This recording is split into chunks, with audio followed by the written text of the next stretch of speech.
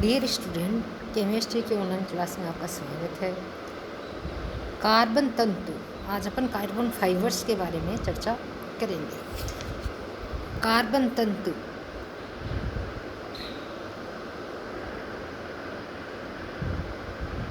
Carbon तंतु carbon की वली संरचना युक्त लंबी श्रृंखला को, यानी कार्बन की वली संरचनाओं युक्त लंबी श्रृंखला को क्या कहते हैं? कार्बन तंतु। कार्बन तंतु क्या होता है?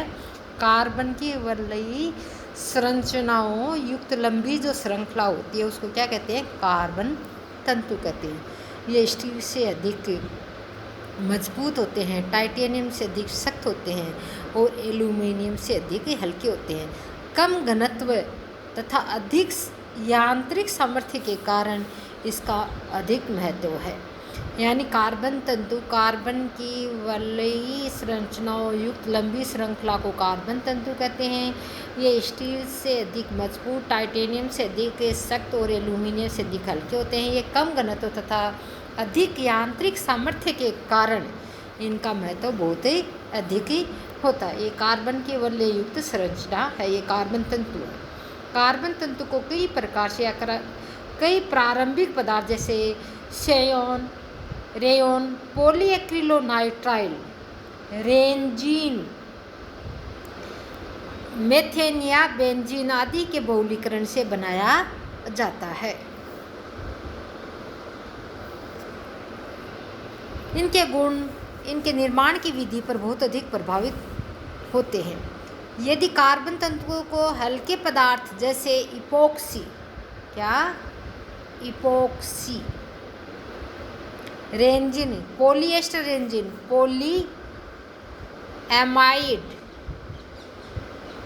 के साथ प्रबलन किया जाता है तो इसे कार्बन तंतु प्रबलन प्लास्टिक कहते हैं। यानी यदि कार्बन तंतु को हल्के भार वाले पदार्थ जैसे एपोक्सी है, रेंजिन है, पॉलिएस्टर रेंजिन है या पॉलीएमाइड के साथ क्या किया जाता है? प्रबलन किया जाता है तो ऐसे कार्बन तंतु को प्रबलन प्लास्टिक कहते हैं। क्या कहते हैं? प्रबलन प्लास्टिक कहते हैं।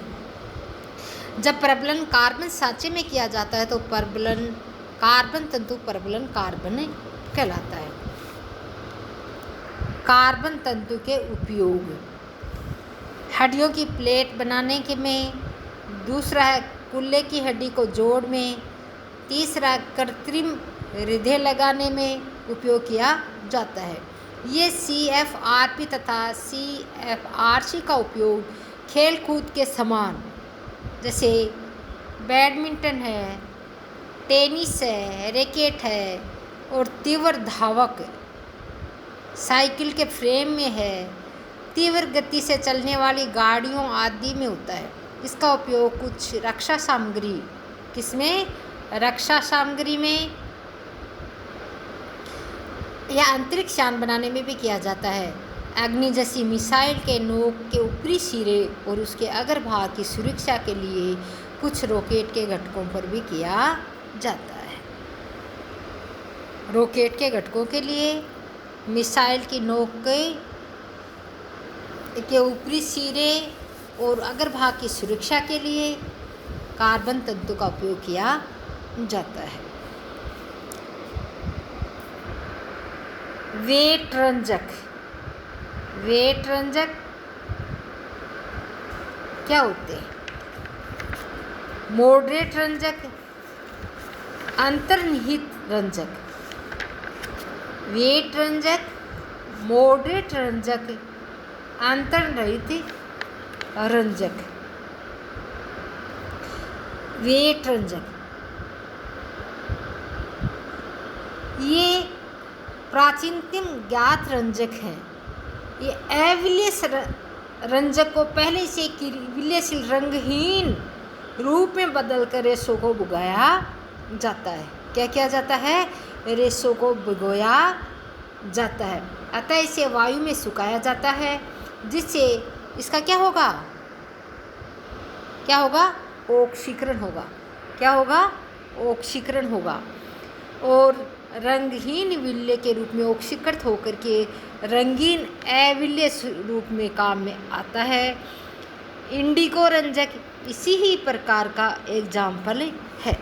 इंडिको रंजक में इंडिको नीला, क्या इंडिको नीला जो कि जल में अविल्य रंजक है, जब इसका अपन अपचयन करेंगे, क्या करेंगे, अपचयन करेंगे, तो ये इंडिको रंगहीन जलविल्य रंजक प्राप्त होगा। और इंडिको रंगहीन रंजक जो कि जल में विल्य है, इसका जब अपन ऑक्सीकरण करेंगे, क्या करेंगे, ऑक्सीकरण करेंगे, तो वापिस अपने को इंडिको नीला जो कि जल में अविल्य है रंजक प्राप्त होता है। दूसरा है मॉडरेट रंजक। रंगबंधक या मॉडरेट रंजक मुख्यतः उन्हीं वस्त्रों को रंगने के लिए काम में लिया जाता है। तो उन्हीं वस्त्रों को पहले धातु रसायन के विलयन में क्या किया जाता है, डुबोया जाता है। उन्हीं वस्त्रों को किसी निश्चित धातु आयन के विलयन में डुबोया जाता है और उसके बाद रंजक विलयन में डुबोते हैं, जिससे धातु आयन और रंजक के मध्य उपसय संयोजक बंध बन जाता है। कौन सा बंध बनता है, उपसय संयोजक बंध बन जाता है और रंजक रेशों पर बंधन द्वारा जुड़ जाते हैं। इस प्रकार रंजकों की महत्वपूर्ण विशेषता ये है कि एक ही रंजक भिन्न भिन्न धातु आयनों के साथ में भिन्न भिन्न रंग प्रदान करता है। जैसे एल्जीरिन रंजक एल्यूमिनियम आयनों के साथ में, किसके साथ में, एल्यूमिनियम आयनों के साथ में कैसा रंग देगा, एल्यूमिनियम आयनों के साथ में रंग देगा ये एल्जीरिन गुलाबी। कैसा रंग देगा, गुलाबी रंग देगा। क्या देगा, गुलाबी। और एल्यूमिनियम आयनों के साथ में गुलाबी, फेरिक आयनों के साथ में काला बैंगनी, क्रोमियम आयनों के साथ में भूरा बैंगनी, कैल्शियम के साथ में नीला और मैग्नीशियम के साथ में बैंगनी रंग देता है। इस तरह से धातु आयन अलग अलग आयनों के साथ में अलग अलग प्रकार के कलर प्रदान करता है।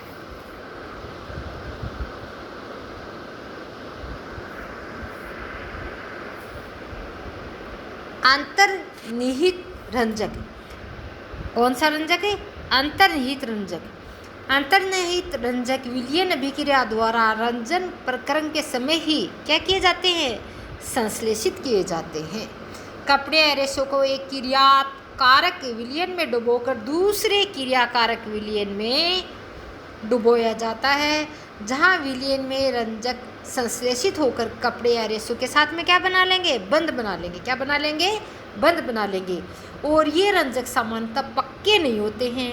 फिनोल या नेफ्थोल विलयन के साथ में पक्के नहीं होते। ये फिनोल या नेफ्थोल विलयन के साथ भिगे रेशों को यदि डाइएजोनियम लवण के विलयन में डालते हैं, किसमें, डाइएजोनियम लवण में डालेंगे फिनोल, तो रेशों की सतह पर युग्मन अभिक्रिया संपन्न होगी और अविल्य एजोरेंजक रेशों की सतह पर क्या हो जाएगा, अधिशोषित हो जाएगा। क्या हो जाएगा, अधिशोषित हो जाएगा। और अधिशोषित होकर के क्या बनाएगा, नारंगी रंजक। क्या बनाएगा, यहाँ पे ये एजो है, ये एजो आयन है, ये किससे, फिनोल के साथ जुड़ जाएंगे। किसके साथ जुड़ जाएंगे, फिनोल के साथ। और पैरा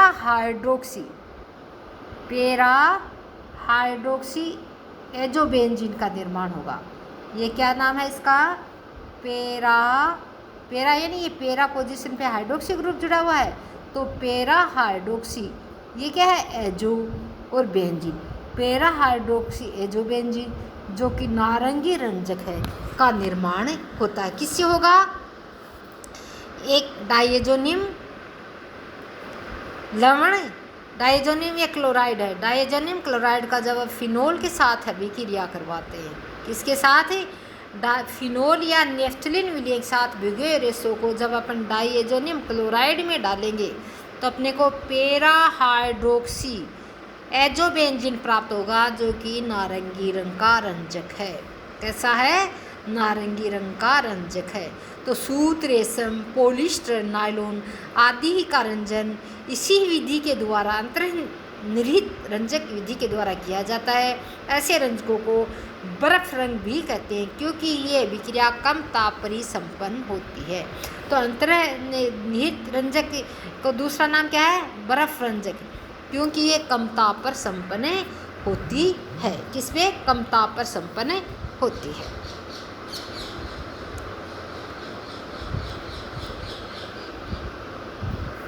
अब है रंजक और वर्णक में डिफरेंस, यानी रंजक और वर्णक में क्या अंतर है।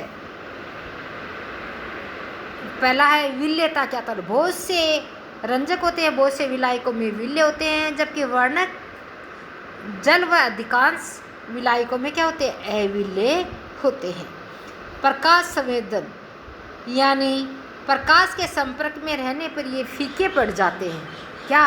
रंजक, और हल्का रंग होने लग जाता है इनका, जबकि वर्णक का प्रकाश से कोई प्रभाव, बहुत ही कम प्रभाव होता है। ये अपेक्षाकृत प्रकाश से कम प्रभावित होते हैं। संख्या में ये बहुत अधिक संख्या में होते हैं रंजक, और इन्हें वर्गों में वर्गीकृत किया गया है। और वर्णक होते हैं, ये कम संख्या में होते हैं, उन्हें वर्गीकृत नहीं किया गया है। उत्पाद प्रतिरोध, ये वर्णों की तुलना में, रंजक वर्णकों की तुलना में कम प्रतिरोधी होते हैं, जैसे विलायकों से बहुत ही प्रभावित होते हैं। और वर्णक का प्रतिरोध होता है वो उच्च होता है, जैसे विलायकों से। विलायकों का इन पे कोई प्रभाव नहीं पड़ता है, यानी इनका प्रतिरोध क्या होता है? बहुत उच्च होता है। किसका? वर्णक का। जबकि रंजक का प्रतिरोध बहुत ही कम होता है। रासायनिक संगठन, ये कार्बनिक यौगिक होते हैं। रंजक क्या होते हैं? कार्बनिक यौगिक होते हैं। क्या होते हैं? कार्बनिक यौगिक होते हैं। जबकि वर्णक होते हैं, ये अकार्बनिक यौगिक होते हैं, या बाहरी जहरीली धातु होते हैं। वर्णक क्या होते हैं? अकार्बनिक यौगिक होते हैं, या बाहरी जहरीली धातु होती है। स्थिरता, रंजक होते हैं बहुत अधिक स्थायी या स्थिर नहीं होते हैं, जबकि वर्णक होते हैं उच्च स्थायित्व प्रदान करते हैं। ज्वलन, ये ज्वलनशील होते हैं रंजक, जबकि वर्णक ज्वलनशील नहीं होते हैं। तो ये है डिफरेंस बिटवीन वर्णक और रंजक। रंजक और वर्णक में क्या डिफरेंस है? विलेयता, रंजक बहुत से विलायकों में विलेय होते हैं, जबकि वर्णक अधिकांश विलायकों और जल में अविलेय होते हैं। प्रकाश के प्रति रंजक संवेदनशील होते हैं, इनका रंग धीरे धीरे फीके पड़ने लग जाता है, जबकि वर्णक के कम प्रभावित होते हैं। संख्या में रंजक बहुत होते हैं, जिनको वर्गों में वर्गीकृत किया जाता है, जबकि ये वर्णक होते हैं संख्या में बहुत ही कम होते हैं। उत्पाद प्रतिरोधी, रंजकों ये कम प्रतिरोधी होते हैं, जबकि विलायकों से बहुत अधिक प्रभावित होंगे। जबकि वर्णक होते हैं, विलायकों का कोई प्रभाव नहीं पड़ेगा, क्योंकि इनका प्रतिरोध क्या होता है? उच्च होता है। क्या होता है? प्रतिरोध उच्च होता है। रासायनिक संगठन, रंजक किसके बने होते हैं? कार्बनिक यौगिकों के, जबकि वर्णक होते हैं ये अकार्बनिक यौगिकों या जहरीली धातुओं से बने हुए होते हैं। स्थिरता, ये बहुत अधिक स्थायी या स्थिर नहीं हाँ, होते हैं, जबकि वर्णक होते हैं ये उच्च स्थायित्व प्रदर्शित करते हैं। रंजक होते हैं ये ज्वलनशील होते हैं, जबकि रंजक होते हैं ज्वलनशील होंगे, जबकि वर्णक होंगे वो अज्वलनशील होंगे, ये जलते नहीं हैं।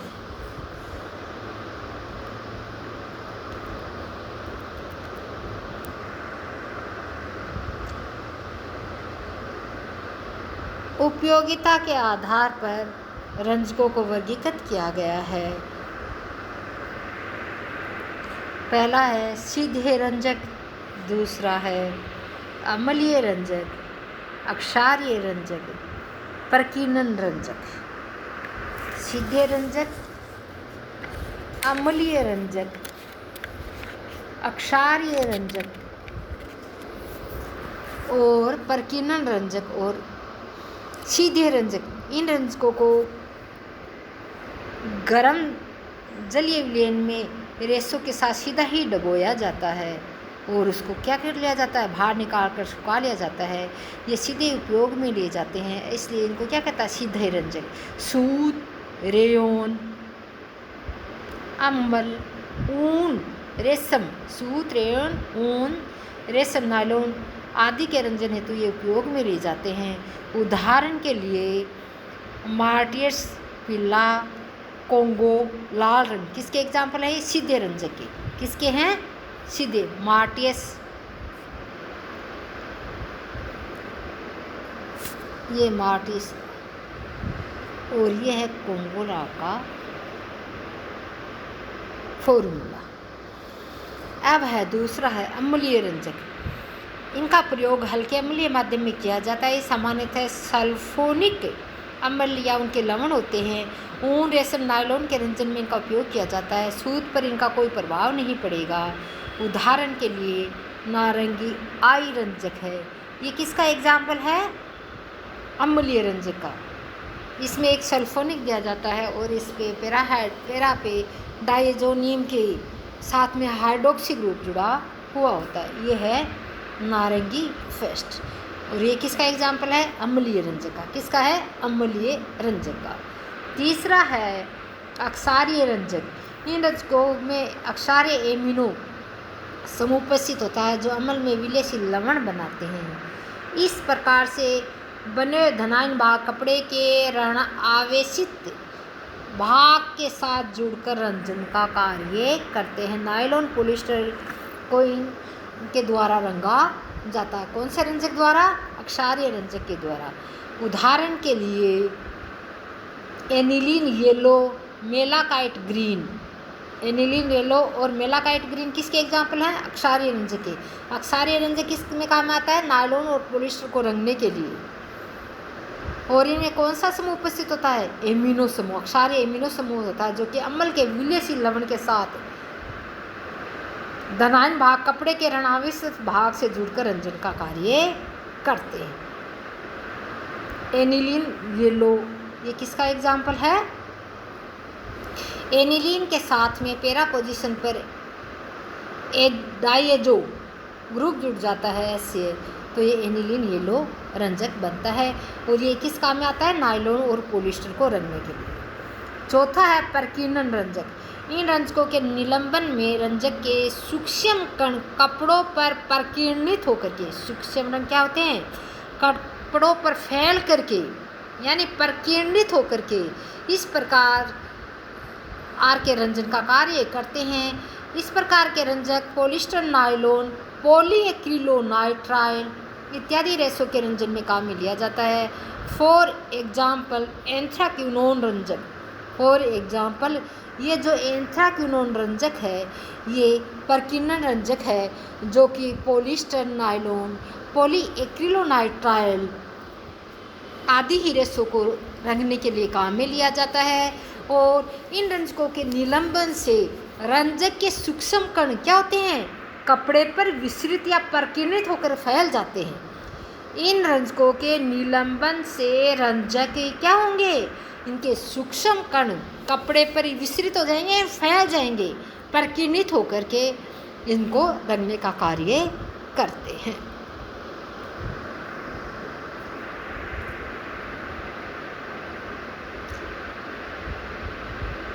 रेशो क्रियाशील रंजक, पांचवा है रेशे क्रियाशील रंजक।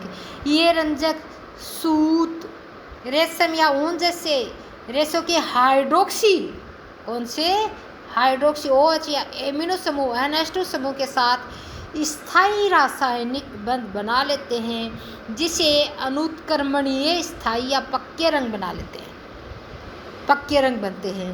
उदाहरण के लिए प्रोसन लाल, कौन सा, प्रोसन लाल, प्रोसन लाल। और रंजकों के संरचना के आधार पे वर्गीकरण, रंजकों के संरचना के आधार पे वर्गीकरण। नाइट्रो या नाइट्रोसो रंजक, नाइट्रो या नाइट्रोसो रंजक ये सर्वाधिक प्राचीन ज्ञात रंजक हैं। नाइट्रो या नाइट्रोसो समूह इनके अंदर उपस्थित होता है। नाइट्रो या नाइट्रोसो रंजक में कौन सा समूह उपस्थित होता है? नाइट्रो या नाइट्रोसो समूह उपस्थित होता है। पिक्री कमल, ये पिक्री कमल का फॉर्मूला होता है। बेंजीन के जब 2, 4 और 5 पोजीशन पे नाइट्रो समूह होता है और हाइड्रोक्सीफिनोल 1 पे हाइड्रोक्सी समूह होता है, तो वो किसका फॉर्मूला होगा? पिक्री कमल का। और जब इसके नाइट्रोसो समूह जुड़ जाते हैं, ऑर्थो 1, 2, 3, 2 पे नाइट्रोसो ग्रुप, 3 पे हाइड्रोक्सी ग्रुप और 4 पे नाइट्रोसो ग्रुप, यानी 1 और 3 पे हाइड्रोक्सी ग्रुप और 2 और 4 पे जब नाइट्रोसो ग्रुप जुड़ा होता है बेंजीन वाले पे, तो पक्का हरा O रंग देता है। यानी नाइट्रो या नाइट्रोसो रंजक कौन से होते हैं? जिनमें नाइट्रो या नाइट्रोसो समूह होता है, नाइट्रो या नाइट्रोसो समूह होता है।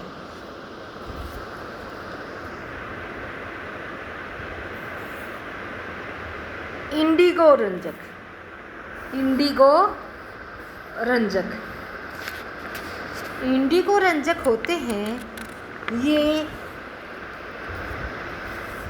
कार्बनिक रंजक इंडिगो या नील है।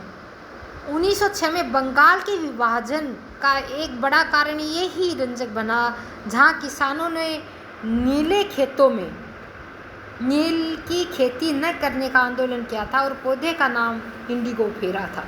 क्या था? पौधे का नाम था इंडिगो फेरा, इंडिगो फेरा। और इंडिगो फेरा ये कैसा रंग देता है? इंडिगो नीला रंग। कैसा? नीला रंग।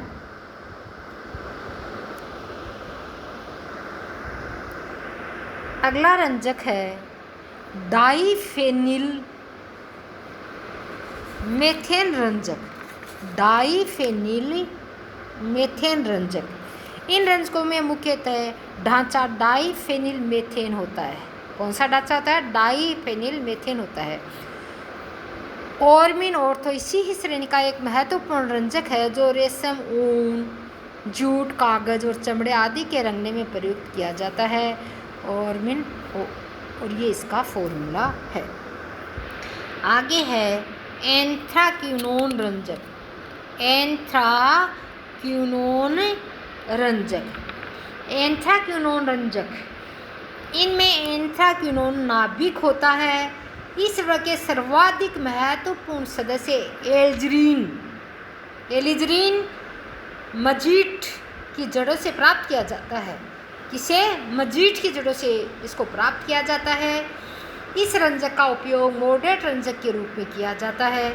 जैसे भिन्न भिन्न धातु आयनों के साथ ये भिन्न भिन्न रंग प्रदान करता था। अभी बताया था ना, एल्यूमिनियम आयन के साथ में गुलाबी, फेरिक आयन के साथ काला बैंगनी, क्रोमियम के साथ में भूरा बैंगनी, बेरियम के साथ में नीला और मैग्नीशियम आयन के साथ में कैसा? बैंगनी रंग देता है। तो एंथ्राक्विनोन रंजक को मॉडरेट रंजक के रूप में प्रयोग किया जाता है। भिन्न भिन्न धातु आयनों के साथ में क्या करेगा? भिन्न भिन्न रंग प्रदान करेगा। ट्राइफेनिल मेथेन रंजक, ट्राइफेनिल मेथेन रंजक, इस रंजक में मुख्यतः ढांचा ट्राइफेनिल होता है, ट्राइफेनिल होता है। ऑर्मिन ये रंजक ट्राइफेनिल के एमिनो व्युत्पन्न होते हैं। क्या होते हैं? एमिनो व्युत्पन्न। ट्राइफेनिल के क्या होते हैं? एमिनो व्युत्पन्न होते हैं। इस वर्ग में अनेक रंजक आते हैं। मेलेकाइट हरा, मेलेकाइट हरा एक बहुत उपयोगी रंजक है जो ऊन और रेशम को, किसको? ऊन और रेशम को सीधा रंगता है। सूती कपड़ों को रंगने के लिए टेनिन से मॉडरेट करके रंगा जाता है। यानी 3 फेनिल समूह 1, 2, 3, इसलिए इसका क्या नाम है? ट्राइफेनिल। डाइफेनिल में देखो 2 थे, 2 फेनिल समूह थे और इसमें कितने फेनिल समूह हैं? 3 फेनिल समूह हैं। कितने हैं? 3 फेनिल समूह है, इसलिए क्या कहलाते हैं? ट्राइफेनिल मेथेन रंजक। यानी मेथेन है, मेथिल जो ग्रुप है, मेथेन के 2 एक डाइमेथिल, तीनों के तीनों फेनिल ग्रुप इसमें जुड़े हुए होते हैं, इसलिए क्या कहलाता है, मेलेकाइट-हरा रंजक है। ये कौन सा है, मेलेकाइट। ट्राइफेनिल मेथिल रंजक क्यों, क्योंकि उसमें 3 मेथिल समूह हैं, 3 फेनिल समूह हैं। कौन से समूह हैं, 3 ही फेनिल समूह हैं।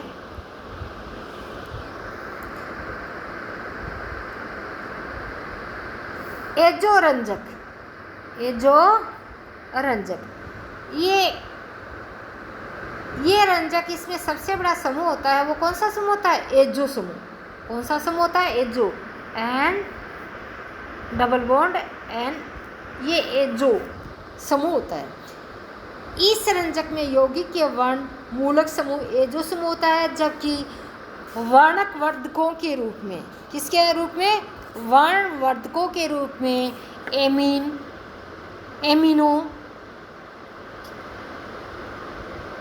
प्राथमिक, द्वितीयक और हाइड्रोक्सी इत्यादि होते हैं। वर्णवर्धक के रूप में तो कौन से होंगे, एमीन NH2, एमिनो NHR, प्राथमिक NR2, द्वितीयक और हाइड्रोक्सी समूह। ये क्या होते हैं, वर्णवर्धक।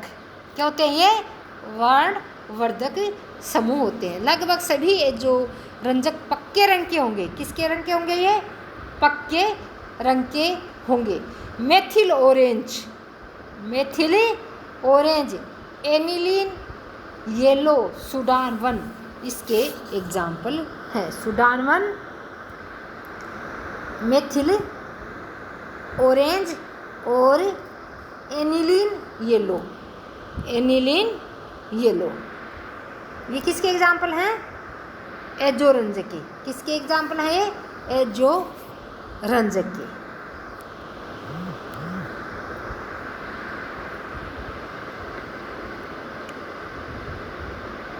थेलीन या जेनथेन रंजक, थेलिक एनहाइड्राइड तथा फिनोलिक यौगिकों के संघनन से बने यौगिक, यानी थेलिक एनहाइड्राइड या फिनोलिक यौगिकों के संघनन अभिक्रिया के द्वारा, संघनन अभिक्रिया क्या होती है, जिसमें उप उत्पाद के रूप में H2 हो या HCl हो, बाहर NH3 हो, कार्बन डाइऑक्साइड ये बाहर निकलते हैं, वो संघनन अभिक्रिया होती है।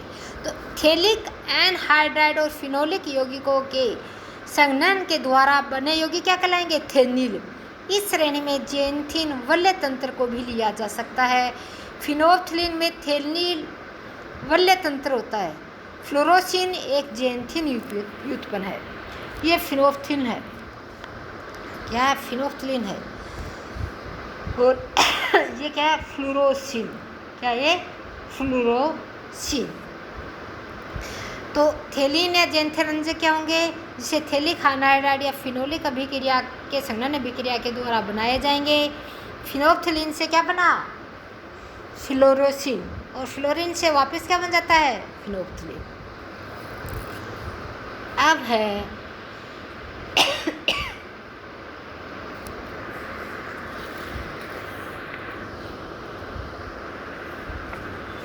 विषम चक्रीय रंजक, विषम चक्रीय रंजक।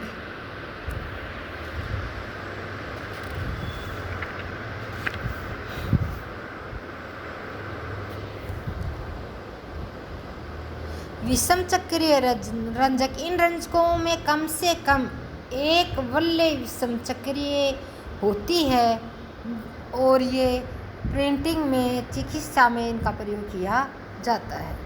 जैसे एकोफ्लोविन, एकोफ्लेविन, ये किसका विषम चक्रीय, यानी इनमें कम से कम एक विषम चक्रीय वलय होती है।